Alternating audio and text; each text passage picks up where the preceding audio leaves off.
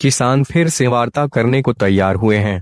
संयुक्त किसान मोर्चा के बैनर तले किसान यूनियनों ने 29 दिसंबर को वार्ता फिर से शुरू करने की घोषणा की है। वार्ता अनुकूल नहीं होने पर किसानों ने आंदोलन तेज करने की चेतावनी दी है।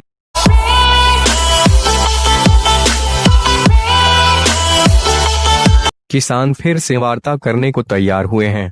संयुक्त किसान मोर्चा के बैनर तले किसान यूनियनों ने 29 दिसंबर को वार्ता फिर से शुरू करने की घोषणा की है।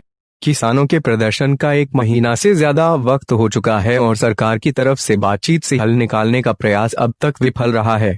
किसान नए कृषि कानूनों को रद्द कराने पर अड़े हैं और उससे कम उन्हें मंजूर नहीं है, लेकिन सरकार अलग अलग संशोधनों जैसे प्रस्ताव लेकर आ रही है। प्रधानमंत्री मोदी खुद कई योजनाओं की घोषणा कर किसानों को विश्वास में लेने की कोशिश में है।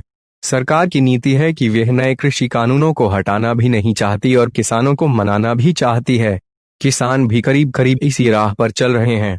कृषि कानूनों को रद्द नहीं करने तक अपने आंदोलन को तेज भी करते जा रहे हैं और सरकार की वार्ता के प्रस्ताव को स्वीकारते भी जा रहे हैं। 29 दिसंबर को वार्ता का नतीजा अनुकूल नहीं होने पर किसानों ने आंदोलन तेज करने की चेतावनी दी है। किसानों का वार्ता का यह ताज़ा प्रस्ताव शनिवार को तब आया जब एक दिन पहले ही प्रधानमंत्री नरेंद्र मोदी ने कहा था कि सरकार नए कृषि कानूनों के खिलाफ प्रदर्शन कर रहे किसानों के साथ मुद्दों, तर्क और तथ्यों पर बातचीत करने के लिए तैयार है।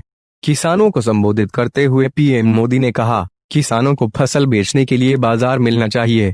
सरकार ने मंडियों को ऑनलाइन किया है। आज देश में 10,000 से ज्यादा किसान उत्पादक संघ को मदद दी जा रही है। देश भर में कोल्ड स्टोरेज बनाने के लिए सरकार करोड़ों रुपए खर्च कर रही है। इसके साथ ही प्रधानमंत्री ने यह भी कहा कि सरकार किसानों से हर मुद्दे पर बातचीत के लिए तैयार है। रक्षा मंत्री राजनाथ सिंह ने भी एक समाधान सुझाया।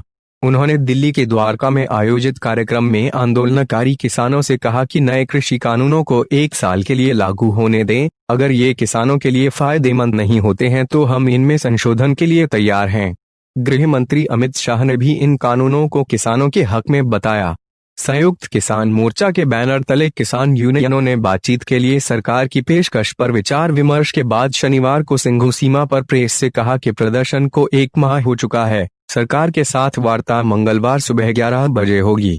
यूनियनों के अनुसार बैठक का एजेंडा होगा 3 केंद्रीय कृषि कानूनों को निरस्त करने के लिए अपनाए जाने वाले तौर तरीके, लाभकारी एमएसपी बनाने के लिए अपनाए जाने वाले तंत्र, राष्ट्रीय किसान आयोग द्वारा अनुशंसा की गई सभी किसानों और सभी कृषि जिन्सों के लिए कानूनी रूप से गारंटीकृत हक, किसानों को पराली जलाने पर दंडित करने के अध्यादेश के प्रावधानों से बाहर रखा जाए और किसान हितों की रक्षा के लिए मसौदा बिजली संशोधन विधेयक 2020 में किए जाने वाले बदलाव।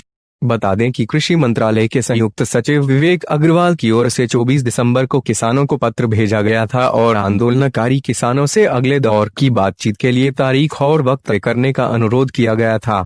अग्रवाल के पत्र का जवाब देते हुए संयुक्त किसान मोर्चा के नेताओं ने कहा, हम हर दौर की बातचीत में सरकार से लगातार मांग करते रहे हैं कि वे इन कृषि कानूनों को वापस ले, जबकि सरकार इसे इस तरह पेश कर रही है कि जैसे हम इन कानूनों में संशोधन की मांग कर रहे हैं। किसान यूनियनों ने चेतावनी दी है कि यदि वार्ता का नतीजा एक ठोस समाधान के रूप में नहीं निकलता है तो वे दिल्ली एनसीआर के राजमार्गों पर अवरोधक बढ़ाकर अपना आंदोलन तेज करेंगे।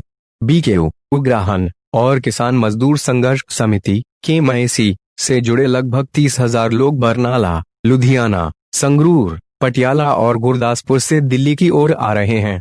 सुखदेव सिंह कोकरीकलान, बीकेयू, उग्राहन के महासचिव ने कहा कि पंजाब के 100 से अधिक गांवों के लगभग 16,000 किसानों को लेकर 3,000 से अधिक वाहन शनिवार दोपहर को नरवाना में प्रवेश कर गए। उन्होंने कहा कि काफिले का हरियाणा के किसानों ने जोरदार स्वागत किया।